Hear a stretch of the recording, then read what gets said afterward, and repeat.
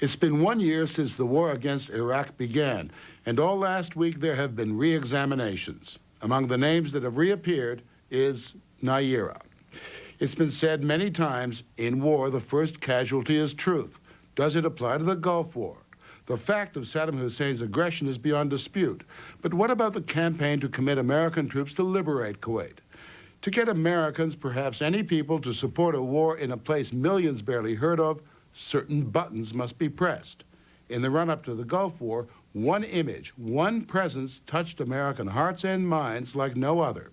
It was this 15-year-old Kuwaiti girl identified only as Naira. Mr. Chairman and members of the committee, my name is Naira, and I just came out of Kuwait. While I was there, I saw the Iraqi soldiers come into the hospital with guns. They took the babies out of the incubators, took the incubators, and left the children to die on the cold floor. It was horrifying. Naira was testifying before the Congressional Human Rights Caucus, but in fact, she was testifying before the American people, and her story mesmerized the nation and the world. Dead babies, brutal, pillaging Iraqi monsters. It was powerful stuff, according to Congressman John Porter of Illinois, co-chairman of the caucus. I got feedback from the president. I happened to be over at the White House the afternoon, later in the evening, after the afternoon of the hearings, and the president said that he had seen it on CNN, and that he was shocked at some of the things that he had heard. And they were thrown out of the incubators. President Bush repeated the incubator story at least 10 times in the following weeks. Babies pulled from incubators and scattered like firewood across the floor. There was plenty of evidence of Iraqi brutality, but the incubator story became almost a rallying cry. It had presidential confirmation and the confirmation of Amnesty International, which published a report after Naira testified, quoting her and claiming 312 babies were killed when Iraqi troops pulled them from their incubators. Then, a rather embarrassed Amnesty retracted its report. In London, spokesman Sean Stiles said, as hard as they tried, they could not confirm it. We spoke to well over a dozen doctors of different nationalities who had been in Kuwait at the time, and they couldn't stand the story up, and it became quite clear to us that credible medical opinion was that this didn't happen. And it wasn't just Amnesty International. The story did not hold up under repeated scrutiny by reporters and human rights investigators, including Andrew Whitley, executive director of the human rights group Middle East Watch. You went to investigate. Yes, we did. You went to Saudi, and then after liberation of Kuwait, you went to Kuwait. Correct. What did you find? We went straight to the hospitals. We were particularly concerned with going to the maternity hospital at the Al Sabah complex. This is the largest hospital in the country, and it's a hospital that has perhaps a half to two-thirds of all the incubators in the country. Did Iraqi soldiers remove babies from incubators in order to steal the incubators? No, they did not. Not at all. And what about the El Adan hospital that Naira talked about, where she said she saw babies removed from incubators? The Adan hospital, my colleague, who is a native Arabic speaker, went along there and interviewed the doctors, and he was able to speak to people who said that they had been on duty at that time and that this incident didn't happen. But you're not trying to paint the Iraqis as being saintly soldiers. There were atrocities. There were very many atrocities, and the atrocities were largely committed by the secret police units. That happened? Yes, for sure. But babies and incubators? Did not. If it didn't happen, where did the story come from? We can't answer that. We can't tell you about Naira. She was no ordinary witness. She's a member of the Kuwaiti royal family, related to the Emir of Kuwait. And when she testified, her father was sitting close by. He's Sheikh Saud Nasir Al Sabah, Kuwait's ambassador to the United States.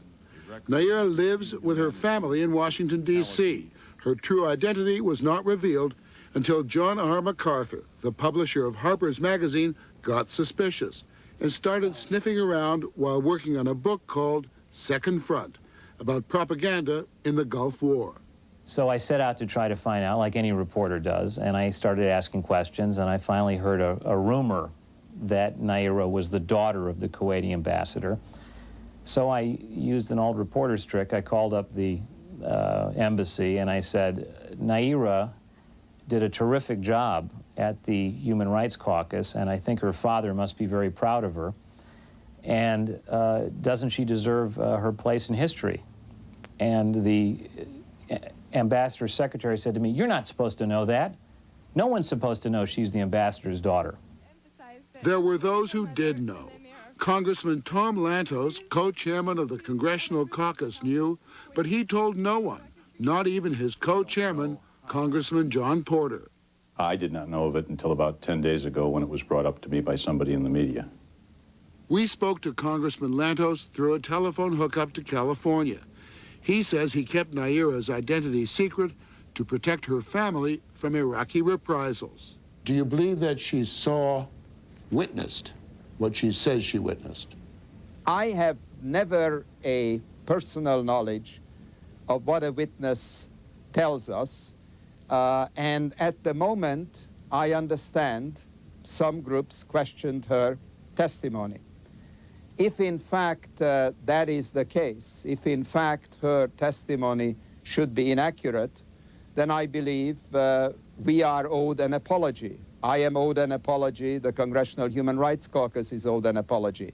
I haven't the faintest idea at this stage whether she was telling the truth or not. Today on Capitol Hill, Kuwait... We can only speculate on the effect of the mysterious Naira's testimony. Afraid to use her real name in case... We can't say for certain it was part of a massive campaign by the public relations firm of Hill and Knowlton to, in their words, get Kuwait's story out. Others might call it the selling of the war. Hill and Knowlton insisted on reading a prepared statement before answering questions. Hill and Knowlton has been accused of everything from helping start the war against Iraq to orchestrating false testimony before a congressional committee. And I want to say as forcefully as possible, these allegations are absolutely, unequivocally untrue. Lori Fitz-Pagato, a vice president of Hill and Knowlton, was one of the executives who worked on the massive campaign for Kuwait. Americans didn't know where Kuwait was. They had misperceptions about the country. They thought the women couldn't drive. They thought there was no voting. They had no idea. Time magazine said it was... The women can't vote. Well, the women drive in Kuwait. Fitz-Pagato coached Naira in preparation for her testimony on Capitol Hill. I'm sure there'll always be two sides to a story. I believe Naira. I have no reason not to believe her. The veracity of her story was indelibly marked on my mind when I saw her and when I talked to her. I think the girl came voluntarily and spoke and told them what she actually saw with her own eyes. That's Naira's father, Kuwait's ambassador to the United States. He didn't respond to our request for an interview with him or his daughter, but he did talk to the Canadian broadcast Fifth Estate. Whether she was my daughter, my friend, or she was somebody else, I could have much more easily, if I wanted to lie, or if we wanted to lie, or we wanted to exaggerate, I wouldn't use my daughter to do so. I could easily buy other people to do it. Lying was not the issue, but buying was. Hill and Knowlton was paid $10.5 million by something called the Citizens for a Free Kuwait, which Hill and Knowlton and the Kuwaiti ambassador claim was separate from the government of Kuwait.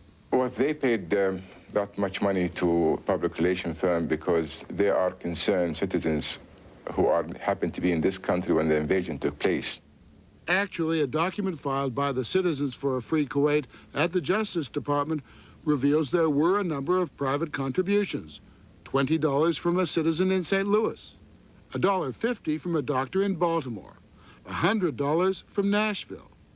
And then at the bottom of the list, a rather large donation, $11,852,329 from the state of Kuwait. How can you say you're not working for the government of Kuwait?